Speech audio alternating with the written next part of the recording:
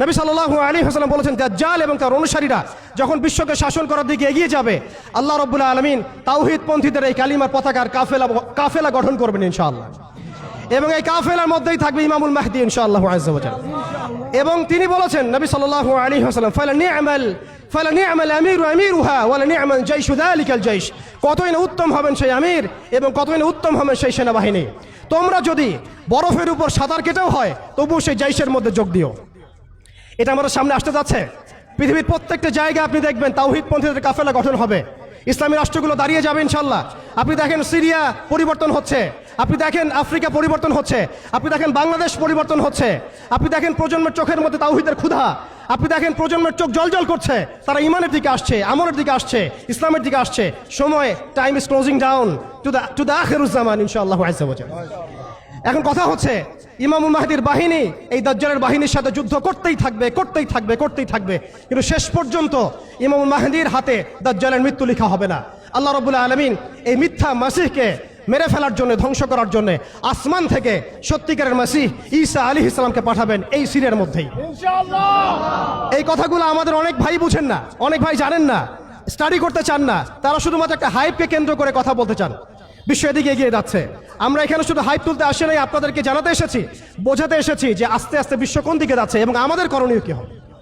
এবার আসেন, এটা ভবিষ্যৎবাণী শুধু নয়, নবী সাল্লাল্লাহু আলাইহি ওয়াসাল্লাম অকাট্য ভবিষ্যৎবাণী। তিনি বলেছেন, ঈসা আলাইহিস সালামের হাতে যেই ফিলিস্তিনে আজকে মাজলুম বোনদেরকে শহীদ করা হচ্ছে, বাচ্চাদের মাথার খুলি উড়িয়ে দেওয়া হচ্ছে, আমাদের ভাইদেরকে জীবন্ত পুড়িয়ে মারা হচ্ছে, ওই ফিলিস্তিনের, লিখে রাখেন আপনারা, মিডিয়া দিয়ে প্রচার করে দিয়েন, এই ফিলিস্তিনের বাবে লুদ নামক জায়গায় তাদের মিসায়া, তথা কথিত মিসায়া মাসিহুদ দাজ্জালকে ঈসা আলাইহিস সালাম হত্যা করবেন ইনশাআল্লাহ। পৃথিবীর কোন শক্তি, কোন ন্যাটো, কোন ইউনাইটেড নেশনস, কোন ইউরোপিয়ান ইউনিয়ন, কোন IMF, কোন ওয়ার্ল্ড ব্যাংক, কোন সাম্রাজ্যবাদী শক্তি এই ভবিষ্যৎবাণীকে ঠেকাতে পারবে ইনশাআল্লাহ। আপনি ওদেরকে চেষ্টা করতে দেন, সারা পৃথিবীর সমস্ত মুসলমানকে যদি এখন তারা মেরে ফেলে তবু এই অকাট্য ভবিষ্যৎবাণী ইনশাআল্লাহ তাআলা তারা পাল্টাতে পারবে না। এটা আমাদের আশার জায়গা, এটাই হচ্ছে চূড়ান্ত বিজয়। এবং ঈসা আলাইহিস সালামের হাতে আগামী 40 বছর, লিখে রাখেন আপনারা, এরপরের 40 বছর ওই বাইতুল মুকাদ্দাস থেকেই সারা বিশ্বে ইসলামী খিলাফা কায়েম হবে ইনশাআল্লাহ। যে খিলাফা শব্দটা এখন রাজনৈতিকভাবে আপনারা নিতে পারেন না, হজম করতে পারেন না। আমি জানি আপনারা জানেন না, অনেকেই এটা অজ্ঞতার কারণে হতে পারে, তারা হয়তো জানেন না, আমরা জানাতে এসেছি। এই যে খিলাফা শব্দটা তারা নিতে পারে না, এই খিলাফাই হবে পৃথিবীর শেষ শাসন ইনশাআল্লাহ তাআলা। এই খিলাফা দিয়ে বিশ্ব শুরু হয়েছিল, এই খিলাফা দিয়েই বিশ্ব শেষ হবে। ঈসা আলাইহিস সালাম 40 বছর ওই জেরুজালেম থেকেই এই বিশ্বকে শাসন করবেন ইনশাআল্লাহ তাআলা। এটা লেখা হয়ে গেছে, কুদিয়াল আমর, এটা কেউ চেঞ্জ করতে পারবে না। এখন মাঝখানের এই সময়টুকুতে জায়নিস্ট আসলে কি করেছে এবং আমরা কোন কোন জায়গায় পিছিয়ে গেছি এবং আমাদের করণীয় কি হতে পারে, এটা আমি অল্প কথায় শেষ করে দিব। এক কথায় দেখুন, জায়নিস্ট মুভমেন্ট গঠন করার পরে তারা সর্বপ্রথম, ভালো করে খেয়াল করেন, তারা সর্বপ্রথম একটা ঐক্যবদ্ধ প্ল্যাটফর্ম এনেছে।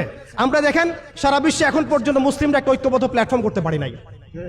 তারা ঐক্যবদ্ধ একটা প্ল্যাটফর্ম করেছে এবং সেই প্ল্যাটফর্মকে কেন্দ্র করে তারা সবার আগে খিলাফত ব্যবস্থাকে ধ্বংস করেছে, অটোম্যানদেরকে তারা পরাজিত করেছে। প্রথম বিশ্বযুদ্ধের সেই 1914 থেকে 18-এর মধ্যে তারা বাইতুল মুকাদ্দাসে প্রথম ঢুকেছে এবং তাদের সহযোগী ছিল পশ্চিমা বিশ্ব এবং ব্রিটেন। আজকে আমরা ইসরায়েলের এগেনস্টে কথা বলি ঠিকই, কিন্তু পশ্চিমা বিশ্বের এগেনস্টে আমরা কথা বলতে পারি না, আমরা ব্রিটেনের এগেনস্টে কথা বলতে পারি না। আজকে আমরা ইসরায়েল বিরোধী কথা বলি ঠিকই, আমেরিকার এগেনস্টে আমরা কথা বলতে পারি না।